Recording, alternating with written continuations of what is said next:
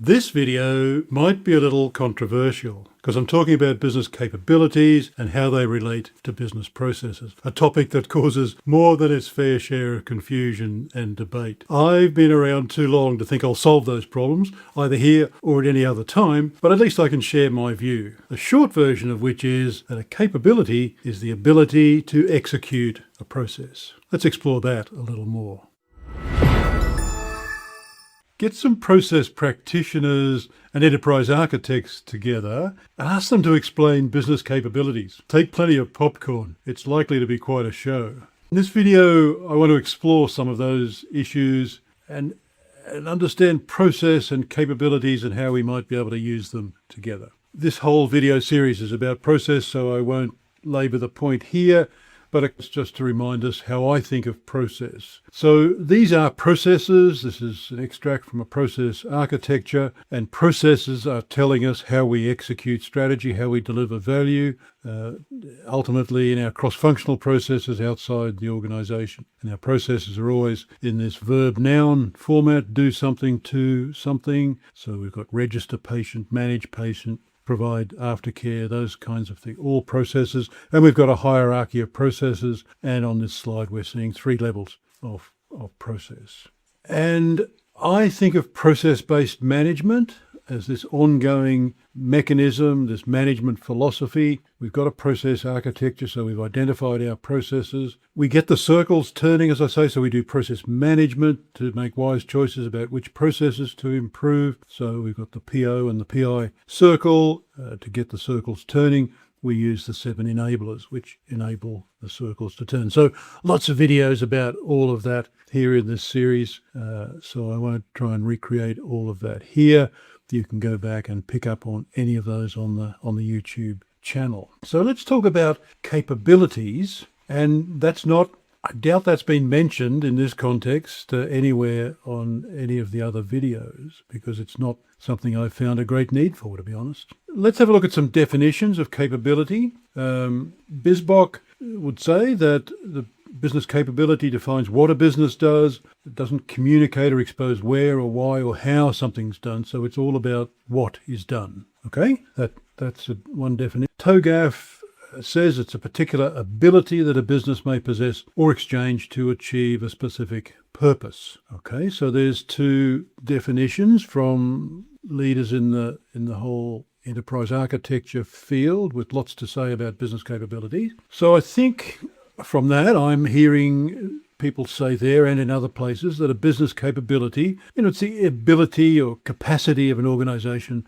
that's required to achieve a particular outcome. Now, the process guy here hears that and says that sounds like the ability to execute a process. So when I think about capabilities and hear people talking about it, it always sounds to me like the ability to execute a process. And that's not to denigrate capabilities. We need to be able to execute processes. That's what it's all about. So that's the way I think about it. Maybe you've got a different view, but my process mindset takes me to that point all the time. So here's an example. You might say an organization's got a capability called partner management.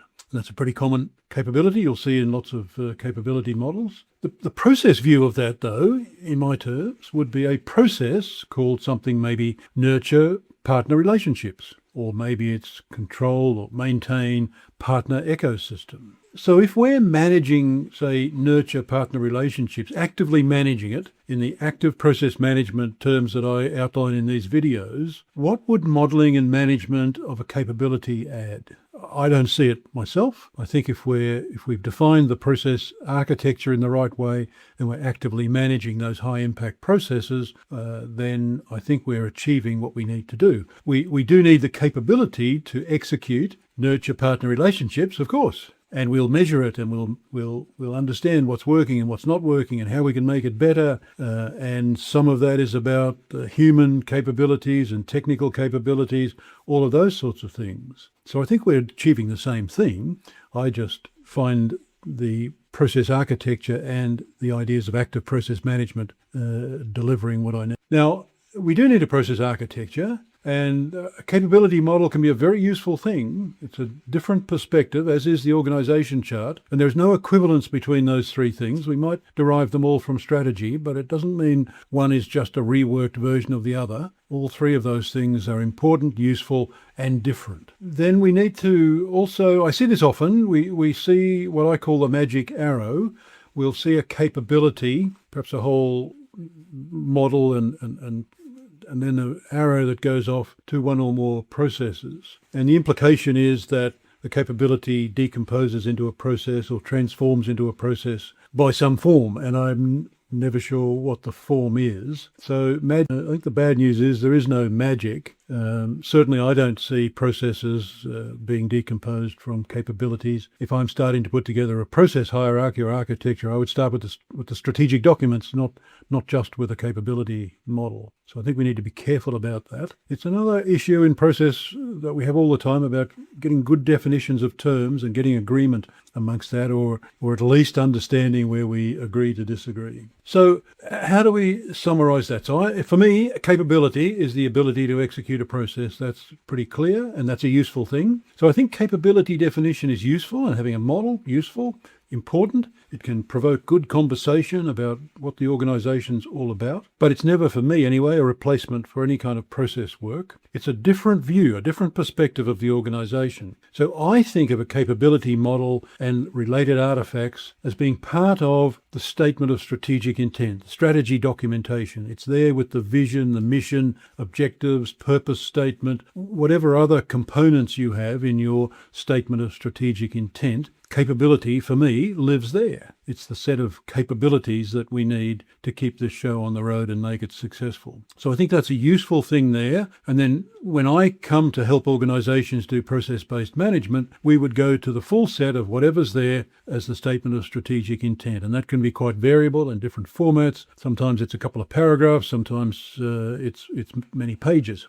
But whatever it is, that's where we start, because we want to know what promises we make, and it's our processes that are going to deliver on those promises. So capabilities, they can be very useful, and many people get lots of use out of that. Personally, I've never found the need to use those to develop process-based management operation. And I think if we're doing active process management in the way I define it, capabilities, I just don't find them necessary.